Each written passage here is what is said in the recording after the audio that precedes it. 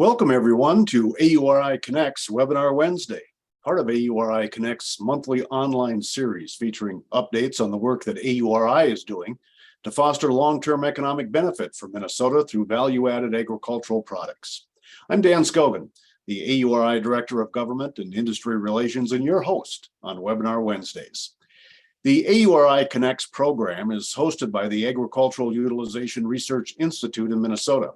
This program aims to actively engage all participants in the food and ag industry to improve competitiveness of producers, businesses, and entrepreneurs through ongoing purposeful connection of resources and partners along the value chain, and increased knowledge of opportunities, technologies, and trends.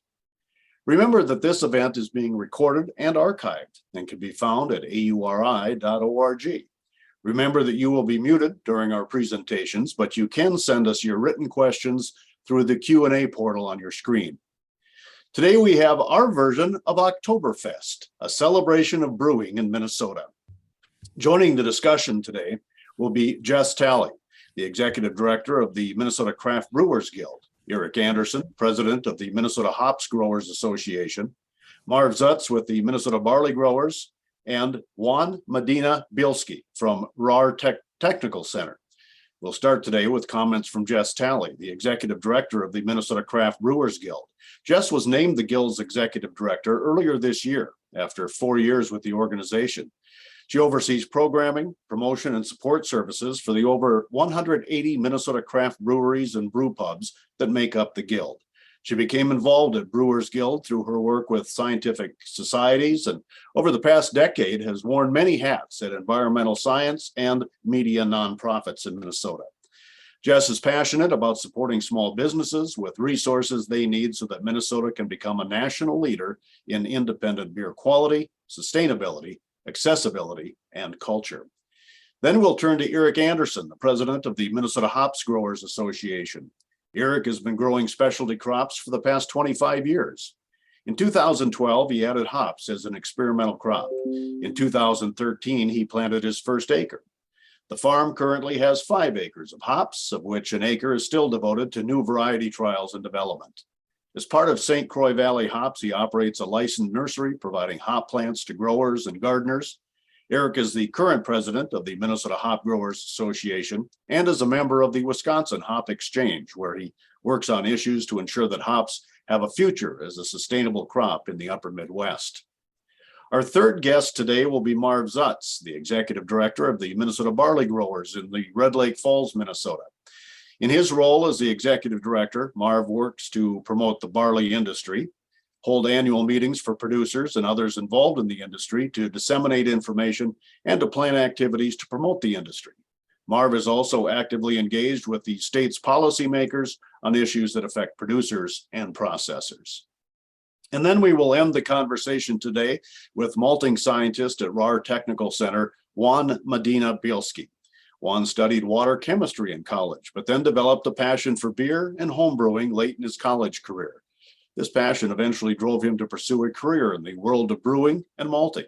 His current work at RAR Malting centers on R&D pilot malting and micro malting for malting process and product optimization, new product development, and providing malt quality data for barley breeders. So let's get it started this afternoon. Jess Talley, welcome to Webinar Wednesday. Thank you very much, Dan. And thanks everybody who's here joining us to celebrate Minnesota craft beer. I'm Jess Talley. I'm the executive director of the Minnesota Craft Brewers Guild.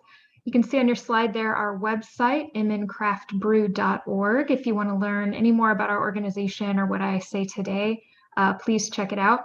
My email address is jess@mncraftbrew.org, and I'd love to hear from you. Let me tell you a little bit about the Guild.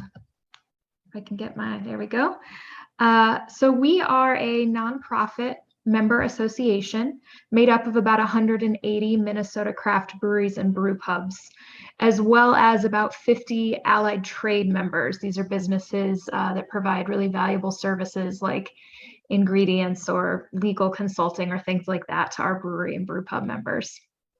Our team is small but mighty. We have 2 full-time staff and 2 part-time staff. and we are led by a volunteer board of 9. Our board members are staff of breweries and brew pubs, and they are elected by breweries and brew pubs. So we really try to be a representative organization for our members. Our mission is to promote, protect, and grow a robust Minnesota craft brewing industry. We do that by showcasing the talent of our breweries at events, including the All Pints North Craft Beer Festival, the State Fair's Brewed in Minnesota exhibit, as well as the Autumn Brew Review Craft Beer Festival. If you missed your Oktoberfest celebrations and festivities, I encourage you to check out Autumn Brew Review. It's this Saturday. That's a photo from last year here on the screen. If you'd really like to sample the product of about 100 craft breweries and brew pubs in the state, check it out. In addition to our festivals and events, we also do advocacy on behalf of our breweries and brew pubs. We provide education, support services, scholarships, networking, and leadership activities for them as well throughout the year. Finally, our members create volunteer committees where they work on projects of interest to the industry. Right now, we have committees on legislation, education, sustainability, and diversity, equity, and inclusion. So let me talk a little bit more about the Minnesota craft beer industry. We have around 226 craft breweries and brew pubs in the state. That was the official number at the end of last year. You can see in 2011, we only had 35. So there has been a huge boom, especially in the past decade. And we're especially seeing that in middle and smaller size communities throughout the state. We are with 5.4 breweries per capita, we're 14th in the nation. So we believe there is a ton of room for growth in this industry, and we'd really like to see more breweries and more communities throughout Minnesota providing awesome product and a great community gathering space, both for their neighbors as well as for tourists that are coming to these different communities to try out new beers. I've got on my next slide here, this is just a little bit of data we pulled from a member survey in 2021, just to show there's a huge variance in these businesses when we're talking about them. We have changes in size from, how much beer they're producing, how many employees they have, and how they distribute their product. But even with all these differences, we can really say that every one of these craft breweries and brew pubs is a small business. They're deeply rooted in their communities, and we see them all having positive impacts on jobs and agriculture and local business and community revitalization and tourism. And so, we really find these businesses to be incredibly valuable and impactful in a lot of different areas in the state. And so we want to keep supporting them and seeing them grow. Finally, I wanted to touch briefly on some of the issues and interests our industry is facing right now. Like Minnesotans in general, our craft breweries are interested in environmental sustainability. I've got a list of some of the key points that they focus on and that our sustainability committee will be focusing on. We have a spent grain directory live on our website right now that may be of interest to some folks here.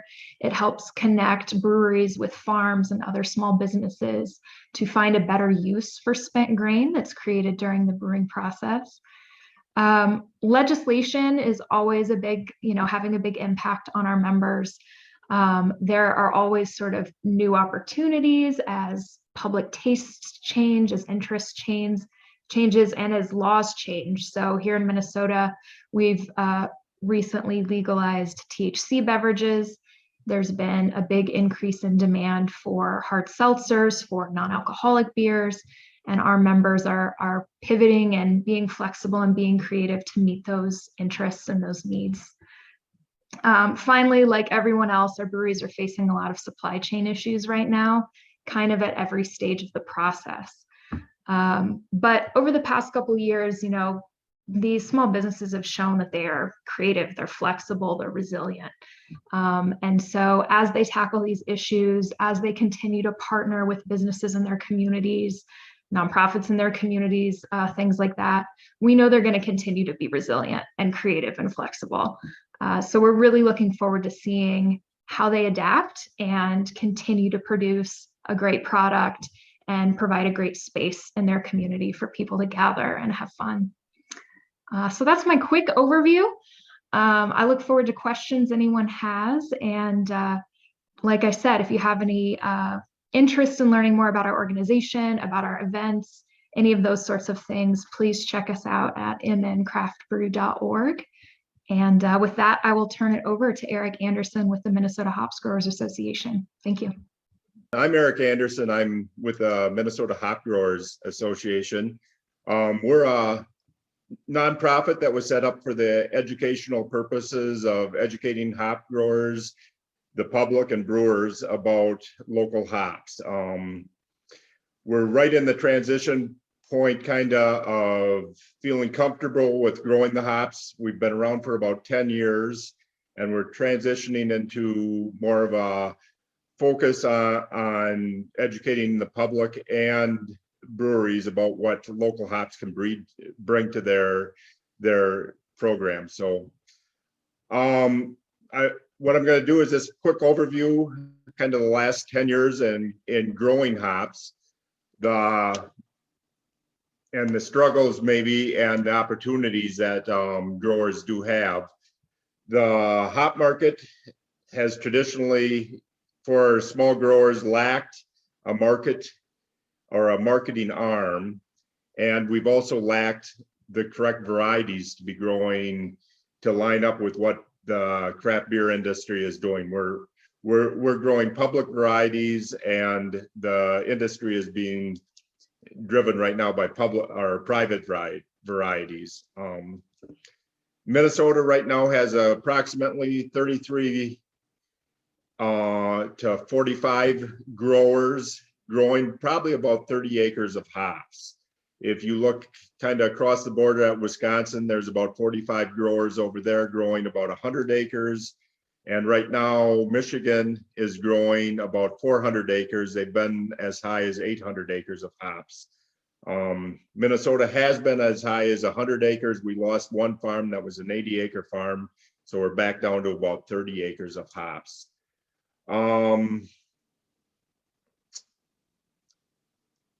Kind of what we have going on as far as opportunities right now. The University of Minnesota does have at least one variety that's getting close to being new hop variety that's being close to being released. I have developed one myself that we're in the process of going to field trials with. So that'll be released in the next 1 or 2 years on a small basis, probably here in Minnesota and Wisconsin. Our other opportunity is in our drying of hops. For the most part, Midwest hops are dried on a very small scale using ambient air or very little heat in the process, and we're able to retain a very high quality of hop. So through the educational efforts of the University, Minnesota Hop Growers, and the Wisconsin Hop Exchange, we've been able to develop a really consistently high quality program of growing hops, so, and getting them dried down. For information on the Minnesota Hop Growers Organization, you can visit us at minnesotahopgrowers.org or mhga.org would be the easiest way to find us. There is a current list of our growers that have done wet hops and where those breweries can be found throughout Minnesota. So kind of with that, I'll turn it over to Marv with barley growers. Good day, Marv Zutz, Executive Director of the Minnesota Barley Growers Association. I'm going to touch on 4 barley topics today. The first one being the U.S. barley production. the Minnesota barley production for second, and third, the major malting barley contractors or buyers. And fourthly, but not the least, is the new players in the barley market, namely the craft brewers and the pet food industry. I'll start this by saying barley has changed from being a major crop in the United States to becoming a specialty crop. Our barley production has been moving west for the last 30 years. So now our number one barley producing state in the United States is Montana, followed by North Dakota, and then Idaho. The acres of barley produced in the United States has been declining for the last 30 years. Back in the day, we were at 5 million acres, and now today we're 2 million acres and going steadily down. Most of those acres are going into the malting barley market. We lost our feed barley market when the corn production started moving west into the Kansas and Nebraska under the irrigated pivots. Minnesota barley production has followed the national trend, where back 30 years ago, we were at 1 million acres of barley grown in Minnesota, and today we're down to 50,000 acres and steadily declining. There's a combination of factors that has brought this decline in barley acreage. It started back in 1993 when we had a disease come through the Midwest here. It was called Fusarium head blight. For most normal people, we called it scab because it was easier to define. This decimated the wheat and barley crops back in those years, and the producers switched to other crops that weren't as risky because of this change. Another reason that we've lost barley acres is because of climate change. Barley and wheat are cool season grass crops, and with increase in temperatures in Minnesota, we've seen more soybeans and corn being planted up north here than it was in the past. It's not so much the daytime temperatures that has caused this change, but nighttime temperatures being higher, and the crop not being able to cool off at night to combat this change. So the corn and soybean belt continues to move north and west and eating up the wheat and barley acres as they make that one. Another big change that we saw that has hurt our growers in growing this crop is a change from a 6-row barley varieties into the new 2-row barley varieties. The new 2-row barley varieties really came out too soon for us. We should have had better genetics. Here in Minnesota, when we try to grow these 2-row varieties, they stay green too long, primarily because of our moisture, and it's difficult combining these. Looking at our major malting barley contractors in Minnesota, North Dakota, and Montana, we work with 3 major ones: Bush Ag, Rar Malting out of Shakopee, and Malt Europe out of Montana.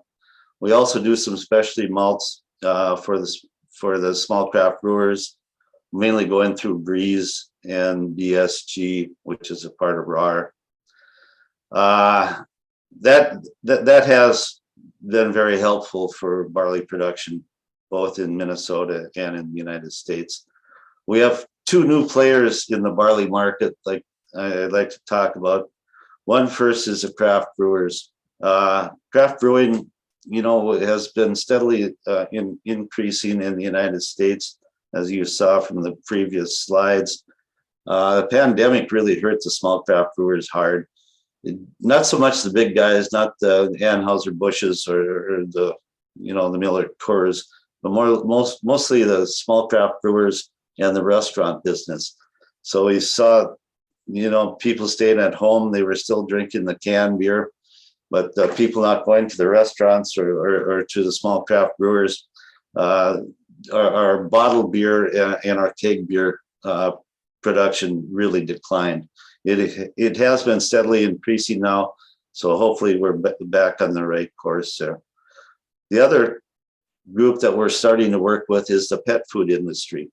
This has been a change that occurred about 4 years ago when the pet food changed their ration from having lentils in it and replacing the lentils with the barley.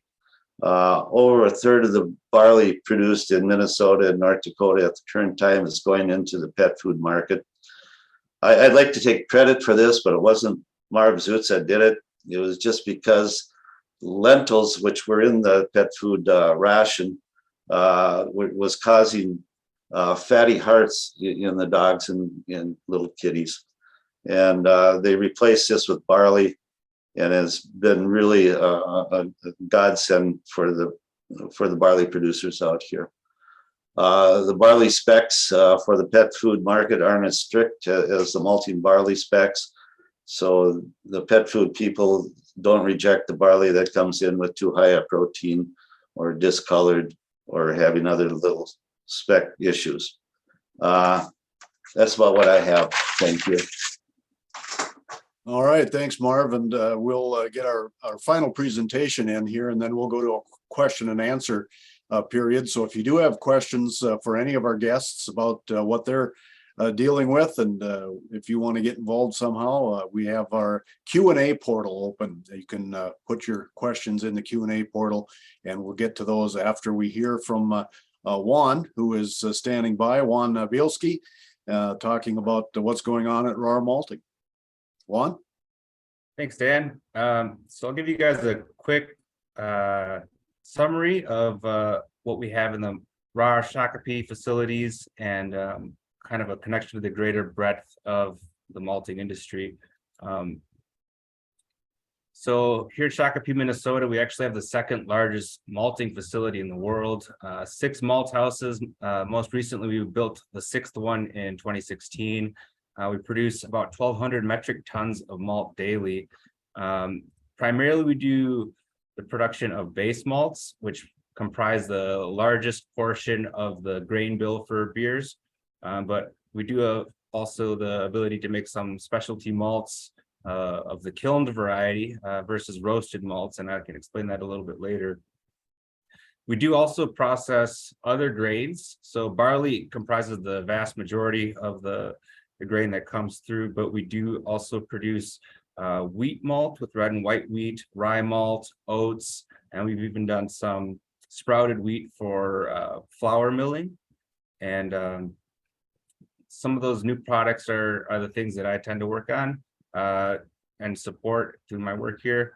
There's a lot of innovation work here at the RTC, so we work with new grains and then process controls and different mitigation strategies. As was alluded to by Marv, there are disease pressures and climate change issues that constantly throw wrenches in the works for us.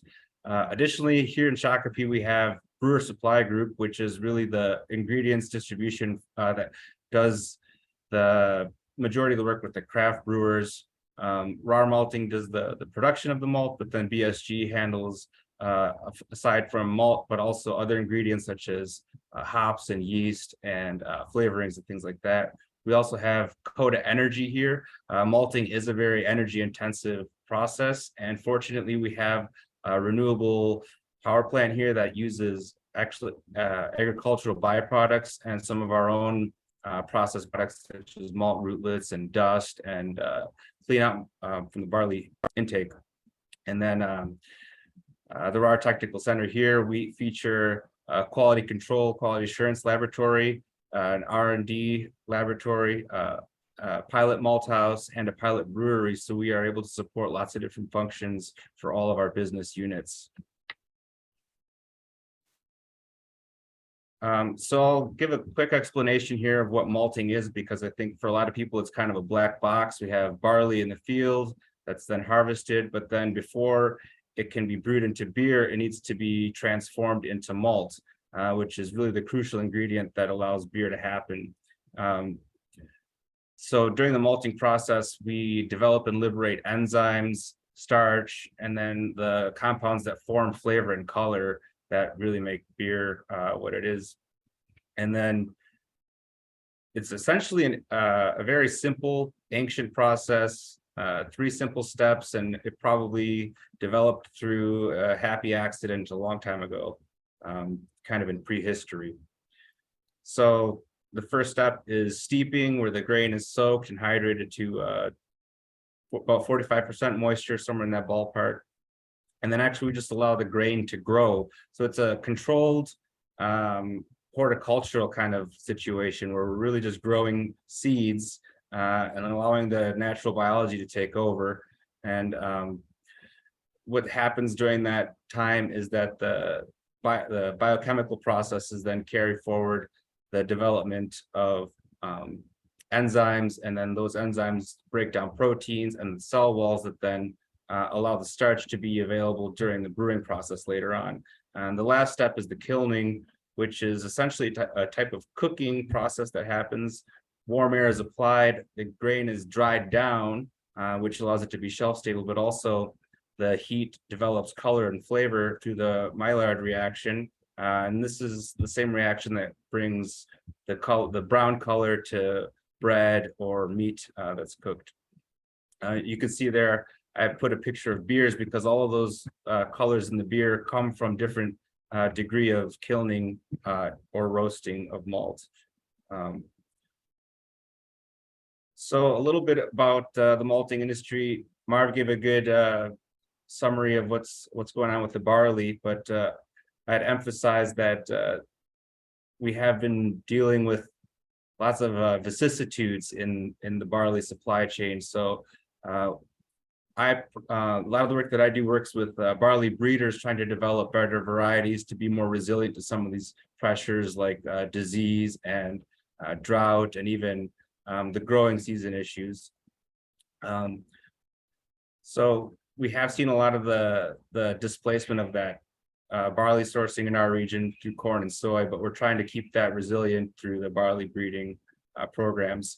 Additionally, we have other grains that are becoming more and more popular in the brewing purposes. So a lot of grains have been used as adjuncts historically, meaning that they're not malted, they're used as in a raw form and then included with the malt.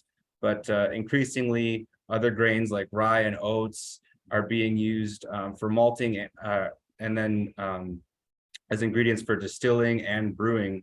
So the hazy IPAs have been a big hit the last few years, and the malted oats have become very popular for that due to the high protein content of those oats that produce a really prodigious haze. Additionally, there are a lot of alternative grains cropping up. So craft maltsters have really found a niche, especially with some of these things like ancient grains, and then new grains like triticale and kernza. I actually did a project here partnering with AURI with kernza, which is the perennial wheatgrass that is related to wheat, and very interesting, very small grain, but I think has a lot of optimism from people that are in the know about it. Additionally, gluten-free grains have grown in popularity due to the prevalence of people becoming aware of their gluten sensitivities and other health issues. So craft maltsters especially, but even at the scale of raw malting and other large industry legacy companies have found inclusions of other grains in their malting processes. Outside of raw, there are some maltsters in the US, but especially in Europe, that do roasting, which produces different types of malt, primarily from barley. This reaches much hotter temperatures, greater than 300 Fahrenheit, up to like 900 or 1,000 degrees Fahrenheit. And this will give you anything from red to black finished colors in the malts. But there is a nascent development of starting to roast other grains, primarily wheat, but I would expect to see more grains as they're being increasingly malted to be also roasted.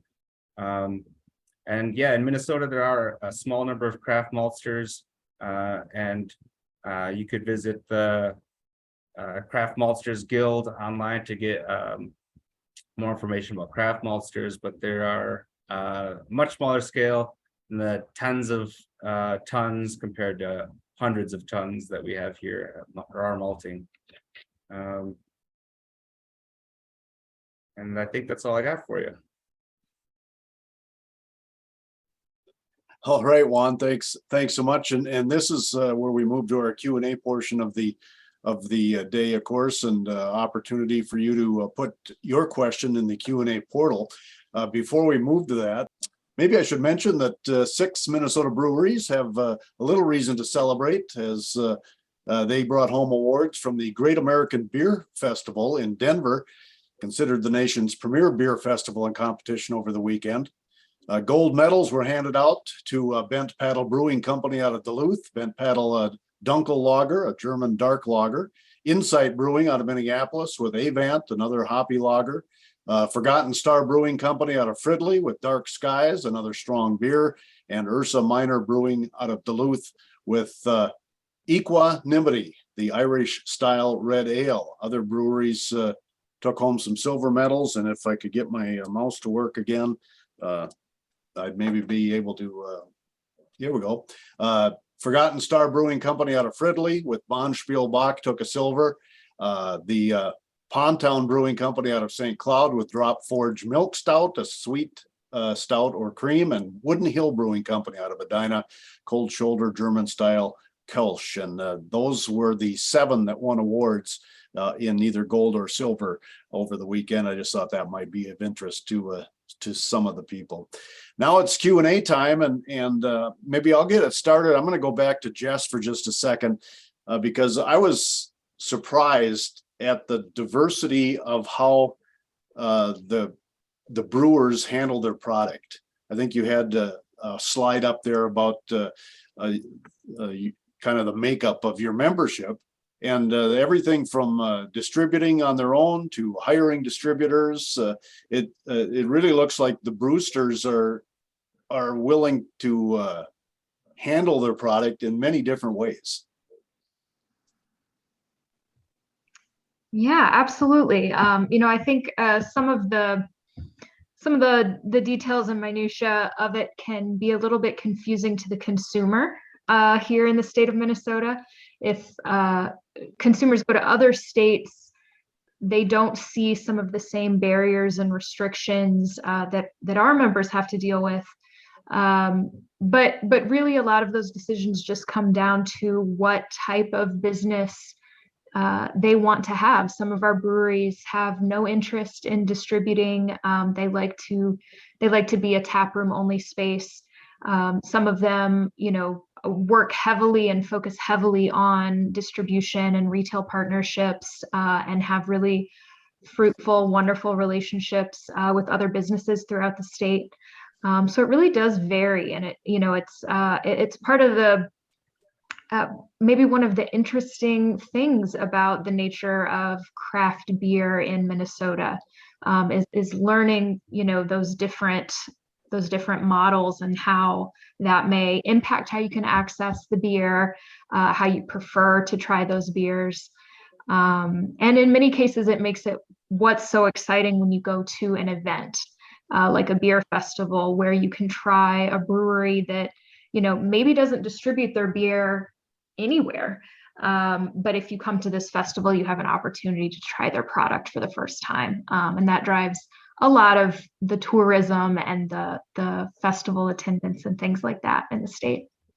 Is it a requirement that they have a trivia night at a brew pub? Because they all seem to have one. I think it should be. I'm a big trivia fan myself. Absolutely. You'll see trivia nights, you'll see karaoke. We have, competitions, food drives, all kinds of activities at craft breweries in Minnesota. They really do try to be, a space where things happen in that community. And so many of them are family friendly, pet friendly. They're really great. If it's a place you've never really checked out before, you weren't sure if that was really your spot, I really encourage you to go check it out and have a few good beers. I have a question here from Marv and Juan. Has there been any progress on commercial viability for winter barley varieties for the brewing industry? Are they better suited for the changing climate and disease pressure here in the Midwest? Marv Zoots. Kevin Smith, Dr. Kevin Smith, our barley breeder down in St. Paul, has been working on this for the last probably 5-6 years now.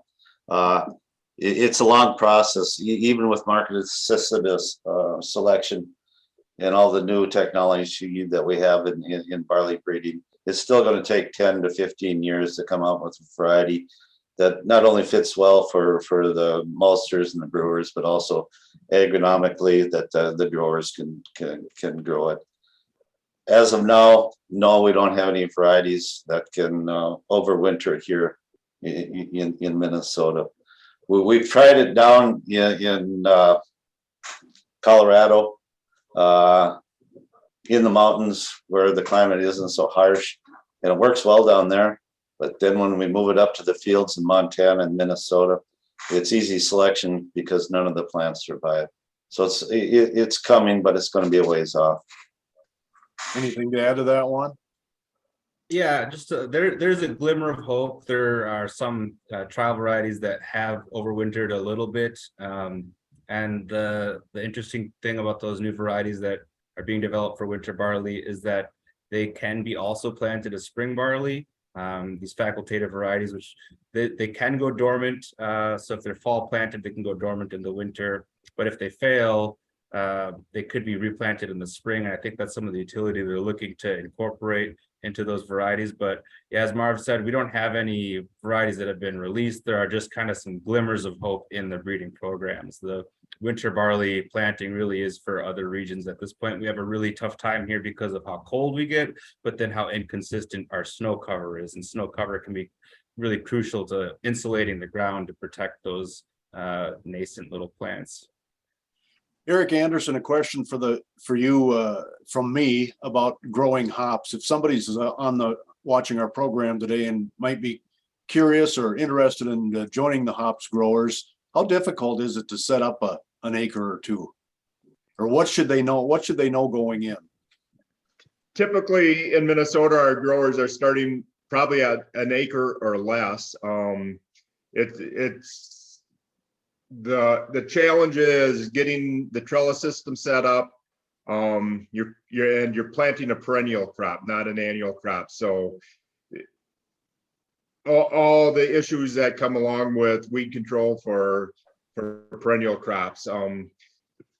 Your bigger barrier to entry is the machinery that it's going to take to harvest the crop. It's specialized, and it's almost acreage dependent on how big of a picking machine you have. If you're going to say double from 2 acres to 4 acres, you almost need a totally different machine. So you've got to really think out what your entry and what your position in the market is going to be long term when you're setting up. Is that something you could help with if somebody needs to pick somebody? That the organization helps with, yeah, all the time. Perfect. Well, with the increasing interest in locally grown or locally sourced ingredients, are there emerging opportunities, in spite of the challenges, for Minnesota hops and barley? And I'll throw that out to whoever wants to weigh in on opportunities coming forward. I would say am I up, Mark? Yep. Still? Yep. I would say on the hop side, the opportunities are looking better and better all the time as new varieties come on board. As the USDA is developing new varieties and growers here in the Midwest are able to help select those varieties, we have a lot better chance at bringing what's the next big thing in the brewing industry to market. So our opportunities look really good going forward. Marv, how about barley opportunities? It's a struggle out here, primarily because the industry has gone to the 2-row. That's one deal. The other thing is the row crops are much more profitable than barley as a specialty crop at the current time. With our rainfall here in Minnesota at 24 inches compared to out west, out in North Dakota, Montana, and Idaho, where they're at 12, 13 inches. Yeah, it's just easier with the large equipment and the storage and everything else to go with the corn and beans rather than going into the wheat and barley at the current time. And you just don't see the industry going back away from the two-row? Just a little bit with the pet food. RAR is doing a little bit for some of their breweries, but no, it doesn't look like we'll ever go back. Worldwide, most of it is two-row barley, and if you're going to have any buyers from overseas, they're always interested in the two-row barley, not so much with the six-row barley. Anything to add there, Juan? No, I think Marv covered it pretty well there. All right, let's go to Jess. Dan, Yes. Dan, if I might, Yeah. one of the biggest concerns we have at the current time is the drought that we're having out in the Western United States, California, Utah, Nevada, all those states out there. But the biggest one is probably even down in Mexico, where we have one of our larger breweries down there, Constellation Brewery, that is closed down because of lack of water by the government. So we're all watching at the current time, especially out in Los Angeles, where we have some big breweries, what the water situation is out there now and what it's going to be like in the future. Got a couple questions, I think, that are directed toward Jess. Any studies done yet to show the economic impact of these small breweries on local economies? That's a great question. We don't have targeted data like that for brews in Minnesota and the small communities that they are active in.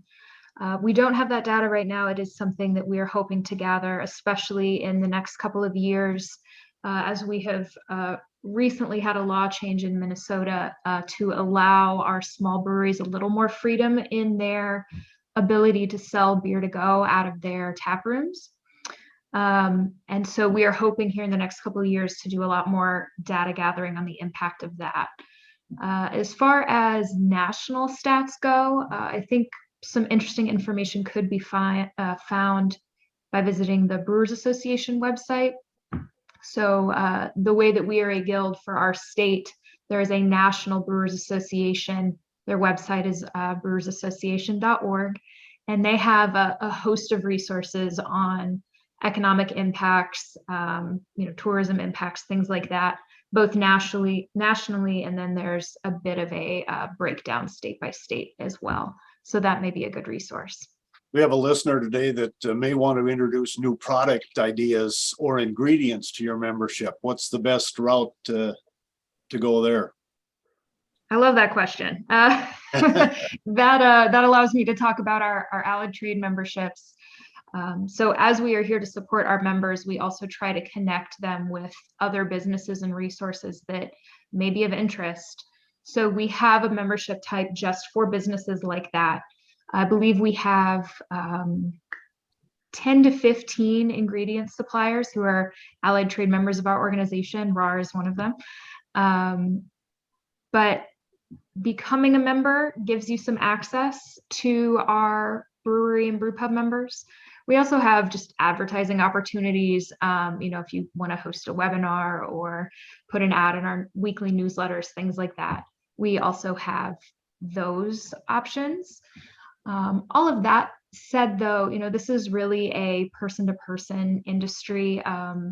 Partnerships and opportunities really travel by word of mouth quite a bit, and based on recommendations from other businesses to people that are interested. So if you are working with breweries or if you have relationships in one of these businesses, working with them to sort of spread the word can be a really effective way to go about things. But if you're looking for that sort of broader approach, please reach out to me. I would love to tell you about our opportunities in depth. All right, great. Eric, I want to come back to you for just a moment on hop growth potential in the state. Obviously, Minnesota, there's room for more if there are people interested in growing hops. So where are your hops going now, and where's capacity at? I mean, how many growers could the state support? Right now we're way underutilized. So right the market structure right now for hop growers is basically directly from the farm to a brewery. Minnesota has no marketing structure. If you look across borders where hops have kind of taken off, say Wisconsin, there are two co-ops that operate, and with one with a full-time sales staff that has just really started increasing. So actually right now, Minnesota will probably be losing some hop potential that would be going into breweries in the state, going across the border to Wisconsin, just because a farmer is able to just drop his hops off at the exchange and let them sell them for them. Farmers are sometimes terrible marketers themselves and lack the time to do it. So they're looking for some kind of a marketing resource. So until we build that marketing resource, it's going to stay, acreage will stay on farm in that 1 to 5 acre area. But there's a lot of potential. As soon as we develop a marketing organization that is kind of sky's the limit, you know, the market structure would be 80 acres is basically a large operating kind of Midwestern farm. I'm going to go back. We've got a regulatory challenge question here, and I'll open it up to anybody on the panel who would like to tackle it if they are being, I guess, hindered by regulatory challenges. The question is, are the regulatory challenges faced by the breweries primarily generated at the state level or at the municipal level? Or are there challenges? Or is it just a matter of knowing the rules and regulations and trying to develop business around that? I'm not sure. Jess, you look like you're ready to answer. Sure. Yeah. You know, I can definitely say that there are regulatory challenges at all levels of government, of course. I think to this question, we do primarily see them start at the state level. For the past few years, the Guild has been advocating to modernize liquor laws. We chose those words because many of our state's liquor laws are rooted not too far off from prohibition. So very recently, we've made progress by collaborating across tiers and stakeholders, and that was very promising. That said, we are still one of the most highly restricted craft beer markets in the country. So there's progress to be made at that state level. And, you know, we really appreciate everybody who came together to get that bill passed. That was craft beer, consumers, business owners, all 3 tiers, legislators. It was a collaborative effort for sure. All of that said, municipalities can also be challenging and can impose restrictions at the municipal level too. So advocacy at the local and state level are both important to impact liquor laws in Minnesota. Back to Marv and Juan here a little bit. What's the latest research on barley varieties from Minnesota? What are they working on that's the next big deal? If any. In speaking with Kevin Smith and Dr. Rich Horsley out of NBSU, they have some new varieties coming out. They have to be approved by the American Malting Barley Association. Our structure is based on that, and we'll just have to see if they get through the trials. I guess I can add some of the things that they're looking for new barley varieties are obviously always yield is important to the farmer, but then the disease resistance, which plays into that yield. So as Marv mentioned earlier, the Fusarium head blight has been a strong challenge for a very long time now, and continues to be to this day. Fortunately, we've had relatively dry growing seasons recently, which was challenging due to the drought last year, which hurt yields. But the wetter summers that we get contributes to that Fusarium head blight. So that's been a big selection point, is trying to get more disease resistance. And then obviously there are other pressures such as drought that they also select for. But some of that standing time or drying time, as Marv alluded to as well, some of the varieties that we've grown, two-row varieties in the Midwest, have had that late green where they don't dry very well for the farmer. So that's another type that they're looking for, is something that ripens earlier. I'm going to stay with you two for just a second because they're asking here a question. Do I need to have a contract in place to grow barley for malt or for pet food? Marv Zutz here. I'd say yes. There's very limited open barley grown on the market today. Most of it is all contract, either through the maltsters or through the pet food companies.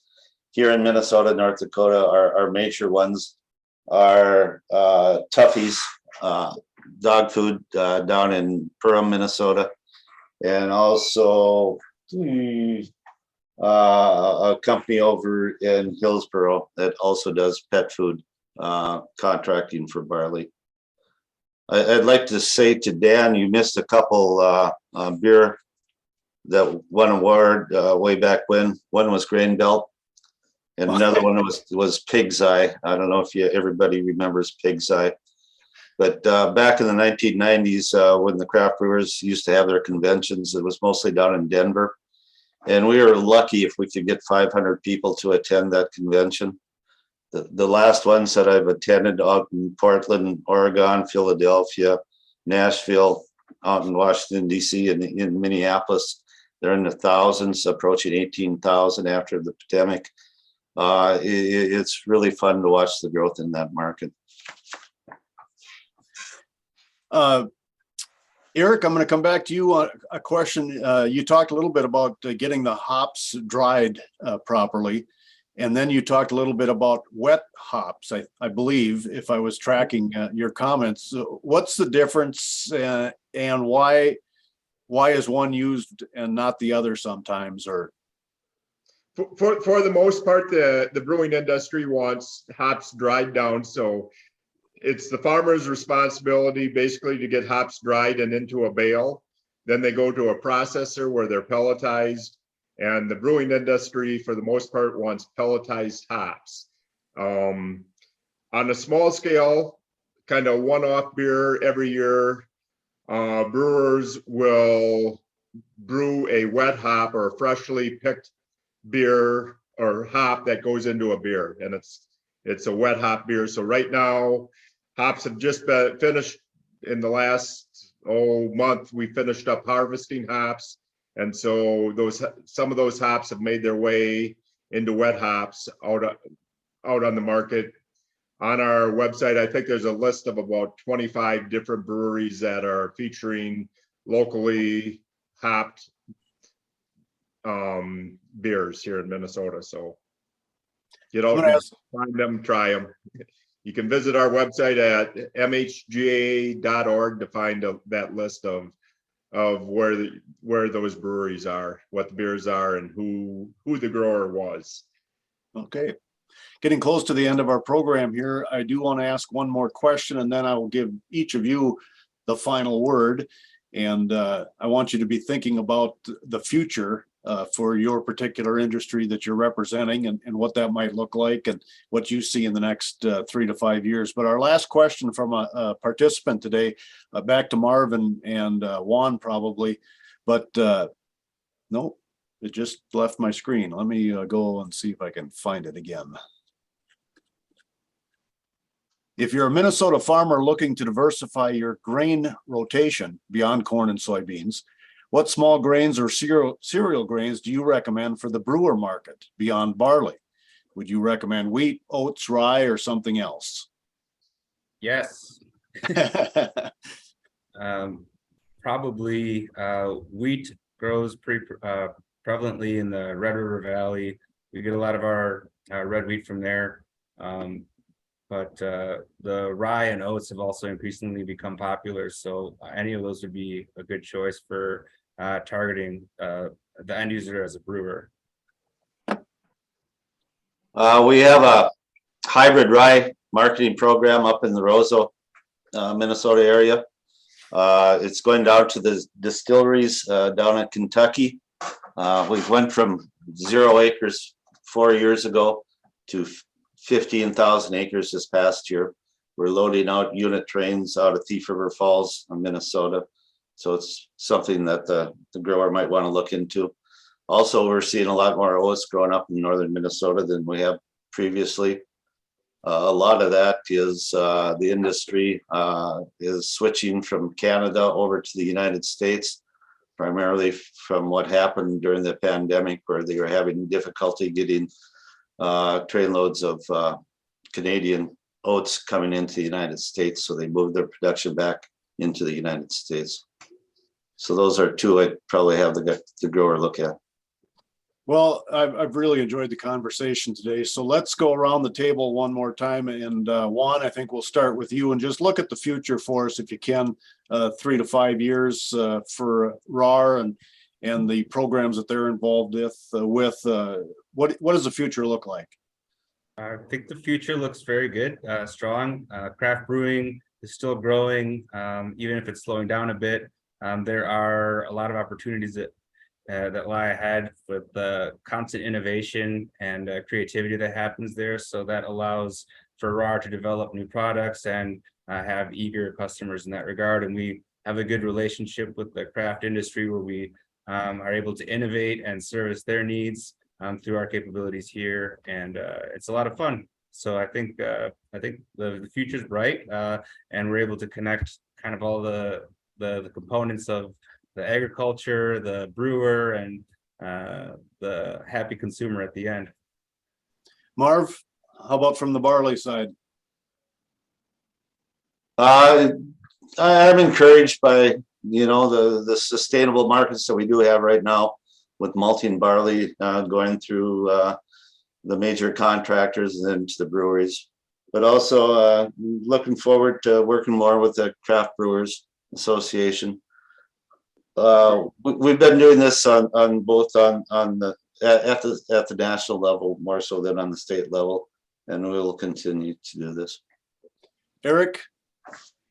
I'd say our future looks good, especially as we develop more varieties that are more suited to the Midwest, and as we develop that marketing structure that we're going to need to go forward. So things are looking better all the time. And Jess, what does your crystal ball have? I think what I'd like to see is continued stabilization as our breweries and brew pubs recover from the impact of the last few years. And then, beyond that, I think there's definitely room to continue growing, to continue adding new products, new breweries, and just new opportunities for consumers to enjoy craft beer. I think we're going to continue to see innovation and the diversification of product to meet consumer needs. And that's always really exciting. So looking forward to it. That concludes AURI Connect's Webinar Wednesday for today. We do want to thank Jess and Eric, Marv, and Juan for their time. AURI Connect's Webinar Wednesday is presented by the Agricultural Utilization Research Institute of Minnesota. AURI's mission is to foster long-term economic benefit for Minnesota through value-added agricultural products and processes. And of course, we're interested in your feedback, so please respond when we send you our event evaluations. Remember, for more information on today's program or on any of the work that AURI is involved with, you can go to auri.org. Now, November 9th, AURI Connect's Webinar Wednesday will be back, and we're looking forward to a program and a discussion with staff from the Soy Nutrition Institute. And you can always learn more about other work that AURI is involved with by going online at auri.org. We're looking forward to having you join us again in November for another AURI Connects Webinar Wednesday.